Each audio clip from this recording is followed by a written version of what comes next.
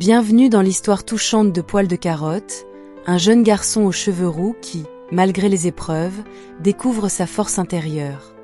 Il était une fois, dans un petit village paisible, un garçon nommé François, mais tout le monde l'appelait Poil de Carotte. Pourquoi ce surnom? Parce que ses cheveux étaient d'un roux vif, épais et ébouriffé, ressemblant à des petites carottes. Poil de Carotte était un enfant très spécial, mais sa vie à la maison n'était pas facile du tout. Poil de Carotte vivait avec sa maman, son papa, son grand frère, Félix, et sa grande sœur Ernestine. Sa maman, Madame Lepic, était une femme sévère et souvent de mauvaise humeur. Elle ne semblait jamais contente de Poil de Carotte et le grondait pour un rien. Elle le trouvait différent, et parce qu'il était différent, elle lui donnait toutes les corvées les plus dures à faire.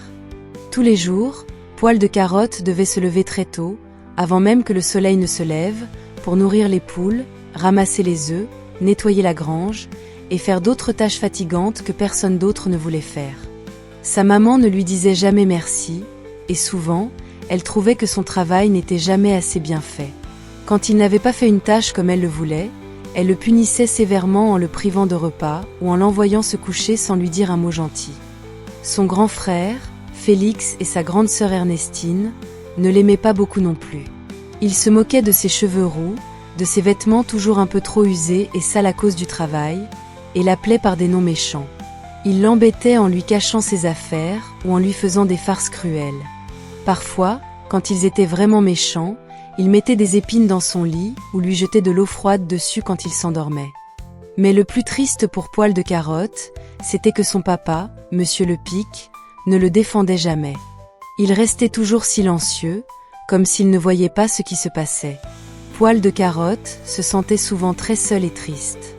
Il se demandait pourquoi personne ne l'aimait dans sa famille, pourquoi sa maman était si méchante avec lui, et pourquoi il devait toujours faire les travaux les plus difficiles.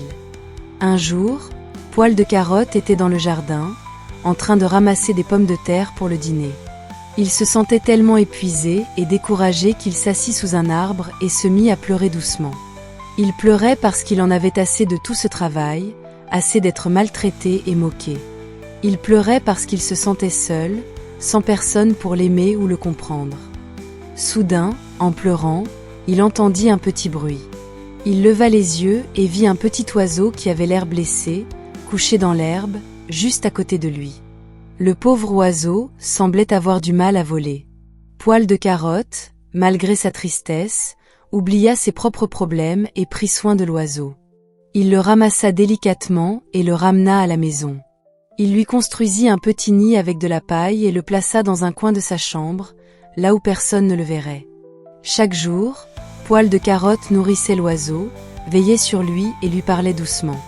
Il se sentait un peu mieux en prenant soin de quelqu'un d'autre, même si c'était un petit oiseau.